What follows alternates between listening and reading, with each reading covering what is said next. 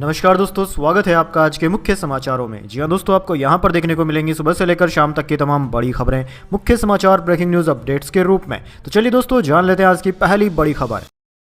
Britain से लाखों मुसलमान निकाले जाएंगे, भारत पाकिस्तान पर होगा सबसे ज्यादा असर। धारा 42 को भी हटाने की उठी मांग। रिपोर्ट के मुताबिक मौजूदा कानूनों के तहत करीब 90 लाख लोग यानी देश की आबादी के 13% लोग अपनी ब्रिटिश नागरिकता खो सकते हैं। कायम हूं, पीछे हटने का सवाल ही नहीं। दिल्ली रैली में पीएम मोदी के लिए कब्र खुदेगी नारा देने वाली कांग्रेस नेता मंजू लता मीणा ने दिया जवाब। कहा, बीजेपी वोट चोरी करके सरकार बना रही, मोदी बस मुद्दों से ध्यान भटकाने का काम करते हैं। वंदे भारत ट्रेन में स्थानीय जायकों का मिलेगा स्वाद। रेलवे विभाग की ओर से यह तय किया है कि जिस इलाके से ट्रेन गुजरेगी उसी क्षेत्र की फेमस डिश और लोकल फूड ट्रेन में परोसा जाएगा। रेल मंत्री अश्विनी वैष्णव ने दिए निर्देश। 19 दिसंबर को बदल जाएगा, भारत का प्रधानमंत्री देश को मिलेगा। मराठी पीएम, कांग्रेस के वरिष्ठ नेता और महाराष्ट्र के पूर्व सीएम पृथ्वीराज चव्हाण के दावे से सियासी हलचल तेज। यूपी, एमपी, पंजाब, हरियाणा, दिल्ली समेत कई राज्यों में आज और कल सुबह घना कोहरा रहने की संभावना। कड़ाके की ठंड का होगा अटैक। यूपी, हरियाणा में जीरो विजिबिलिटी के चलते 20 हादसे हुए, 80 गाड़ियों की टक्कर में 12 लोगों की मौत। हर जरूरतमंद की सेवा करना ही सरकार का लक्ष्य। सीएम योगी ने जनता दर्शन के जरिए किसानों कर्मियों की समस्याओं पर अफसरों को दिए सख्त निर्देश। कहा, सरकार अन्नदाताओं की समृद्धि के लिए निरंतर कार्य कर रही है और उन्हें किसी प्रकार की असुविधा नहीं होनी चाहिए। हमारा राज्य अहंकार के आगे नहीं झुकेगा। तमिलनाडु के सीएम स्टालिन ने केंद्रीय मंत्री अमित शाह पर साधा निशाना। कहा, वे पूरी संघी बटालियन को लेकर आ जाएं तो भी कुछ नहीं कर पाएंगे। तमिलनाडु में जीत डीएमके की होगी। मिल गए गड़बड़ी करने वाले सपा प्रमुख अखिलेश यादव ने सीएम योगी पर कसा तंज बोले। एसआईआर में हटे 4 करोड़ में 90% बीजेपी के मतदाता, मतलब सारी गड़बड़ी बीजेपी के वोटर कर रहे थे। बिहार के जमुई जिले में लगेगा एशिया का सबसे बड़ा अनाज इथेनॉल प्लांट। 4000 करोड़ रुपए की लागत से 105 एकड़ में बने इस मेगा प्रोजेक्ट के चालू होने से 10,000 लोगों को मिलेगी सीधी नौकरी। यूपी के सीएम योगी ने सरदार पटेल को बताया भारत का शिल्पकार। साथ ही कहा, नेहरू ने जम्मू कश्मीर को इतना विवादित कर दिया कि वो भारत को लगातार के आजादी के बाद भी दस्ता रहा है।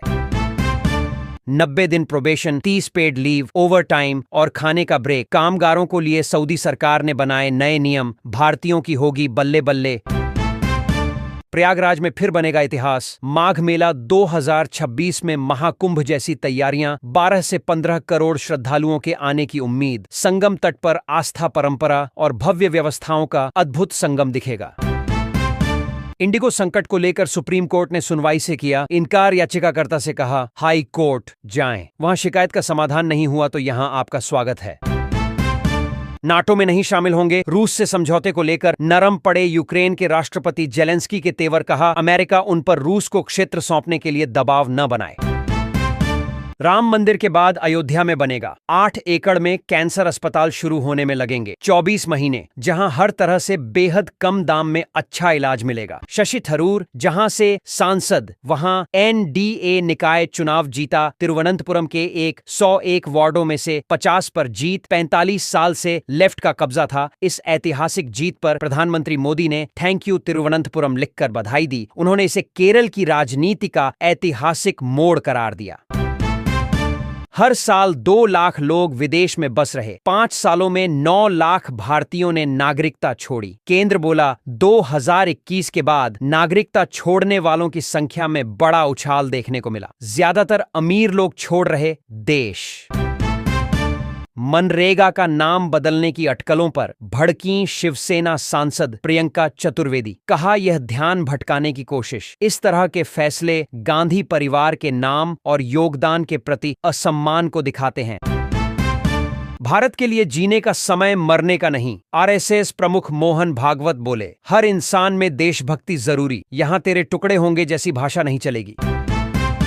राहुल गांधी ने देश भर के कई वर्कर्स यूनियनों के प्रतिनिधियों से मुलाकात की और नए लेबर कोड्स पर चर्चा की। कहा, ये कानून वर्कर्स और उनके संगठनों के अधिकारों को कमजोर करने और उनके अधिकारों की आवाज को दबाने के लिए बनाए गए हैं। अखिलेश की पीडीए के जवाब में भाजपा के तरकश का नया सियासी तीर। केंद्रीय गृह मंत्री अमित शाह के करीबी पंकज चौधरी यूपी बीजेपी अध्यक्ष होंगे। 7 बार के सांसद और केंद्रीय मंत्री और सीएम योगी आदित्यनाथ के गढ़ गोरखपुर से आते हैं।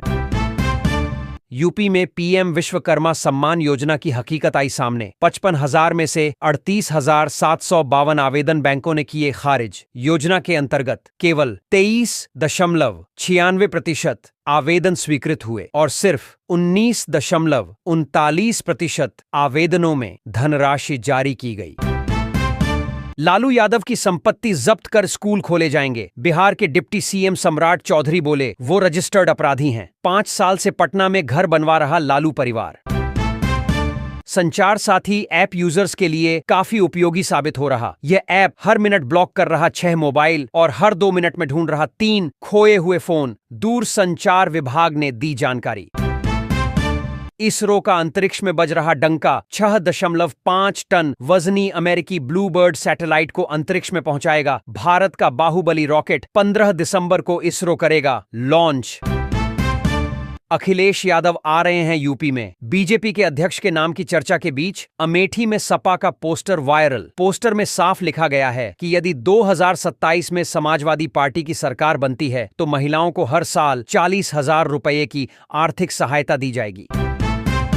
5 साल में चैटबॉट से 450 लाख करोड़ डीएच की शॉपिंग। दुनिया भर में शॉपिंग के लिए एआई टूल्स का इस्तेमाल बढ़ रहा। वहीं वॉलमार्ट ने बताया कि जल्द ही उसके प्रोडक्ट्स भी चैट जीपीटी से सीधे खरीदे जा सकेंगे। बंटवारे के बाद पहली बार पाकिस्तान में पढ़ाई जाएगी संस्कृत। कॉलेज के छात्र पढ़ेंगे महाभारत और Gita. Lahore University of Management Sciences ने शुरू किया पाठ्यक्रम। बिहार कैबिनेट के नए विभागों का हुआ बंटवारा। सीएम नीतीश कुमार के पास सिविल विमानन की जिम्मेदारी। उनके पास पहले से मुख्यमंत्री पद के अलावा सामान्य प्रशासन, मंत्रिमंडल सचिवालय, निगरानी और निर्वाचन विभाग थे।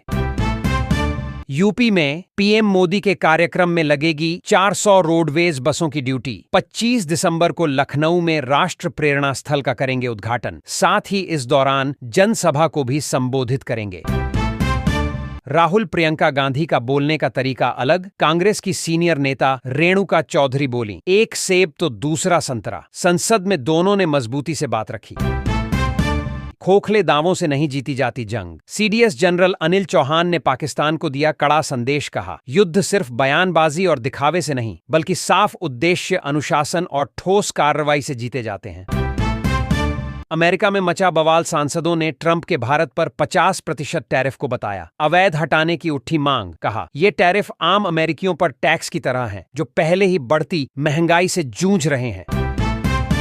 योगी पर सवाल उठाया तो बागी मानेंगे। बीजेपी लीडरशिप के लिए आरएसएस ने दिया मैसेज। कहा, ये संदेश सिर्फ राज्य ही नहीं बल्कि राष्ट्रीय नेतृत्व के लिए भी है। हिंदुओं में एकता रखें और अनबन की खबरें कंट्रोल करें। संसद हमले की 24वीं बरसी पर पीएम मोदी, उपराष्ट्रपति राधा कृष्णन, राहुल, सोनिया गांधी समेत कई नेताओं ने शहीदों को दी श्रद्धांजलि, बलिदान को किया याद। अमेरिका की नई रणनीतिक पहल। पैक्स सिलिका में भारत शामिल नहीं। कांग्रेस ने मोदी सरकार पर साधा निशाना। कहा, यह हैरान करने वाला नहीं है क्योंकि राष्ट्रपति ट्रंप और पीएम मोदी के संबंधों में तेज गिरावट आई है। चुनाव आयोग ने बंगाल में एसआईआर के पहले फेज के बाद नाम वोटर लिस्ट से हटाए। सीएम ममता बनर्जी की भवानीपुर सीट में 44,000 नाम डिलीट। साउथ 24 परगना जिले से 8 लाख नाम कटे। एसआईआर के खिलाफ कांग्रेस का हल्ला बोल। दिल्ली के रामलीला मैदान में विशाल रैली में राहुल खड़गे ने भरी हुंकार वोट चोरी को लेकर किया प्रदर्शन। राहुल गांधी बोले, मोदी जी का कॉन्फिडेंस खत्म, शाह के हाथ कांपते हैं। उनकी वोट चोरी पकड़ी गई। खड़गे ने कहा, हमारा वंदे मातरम भी इन्होंने चोरी किया। वहीं बीजेपी बोली, तुम घुसपैठियों की सेवा में लगे रहो, हम देश की जनता की सेवा करते रहेंगे।